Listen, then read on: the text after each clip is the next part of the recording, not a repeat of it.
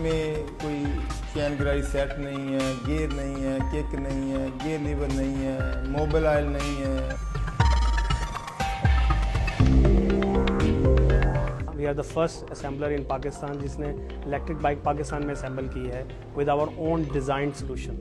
So we have worked on the design of controller, PMS, charger, साथ में motor का जो combination है, फिर बैटरी पैक जो है वो हम यहाँ assemble कर रहे हैं। आप देखें तो ऑलरेडी जो लोगों के पास बाइक्स हैं जो कि एक तो होंडा का एक शेप थी, फिर उसके बाद जितने चाइनीज़ इंजन की बेस पे यहाँ पे लोकल असेंबलर आए तो उन्होंने उसी को यूज़ किया। उसकी वजह क्या थी कि उसका इकोसिस्टम डेवलप था और पार्ट्स जो हैं वो पूरे पाकिस्तान में रेडली अवेलेबल थे।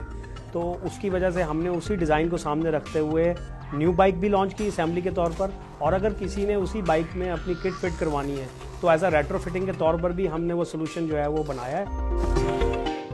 आम बाइक जो है जो चल रही है 50 किलोमीटर अगर एवरेज करेगा तो उसका माहाना खर्च तकरीबन आएगा 4000 रुपया, तो इसका आएगा तकरीबन 500 रुपया। इसको ग्रीन टेक्नोलॉजी कहते हैं। इसमें एक तो है धुआं नहीं है, वो एक तो इसके पोल्यूशन इसमें है ही नहीं, और दूसरा शोर भी नहीं है।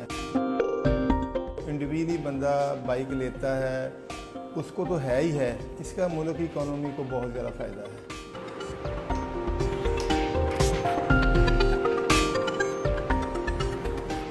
ना हमारा आगे का फ्यूचर है वो सारा इलेक्ट्रीफाई हो रहा है। ऑटोमोबाइल है वो सारी जो है वो इलेक्ट्रिक बाइक्स, इलेक्ट्रिक व्हीकल्स में कन्वर्ट हो रही है। जब किसी चीज़ को फैसिलिटेट करना हो, किसी चीज़ को आगे लेके आना हो, तो फिर उसके लिए थोड़ा सा गवर्नमेंट को चाहिए कि फैसिलिटेट भी करना होता है।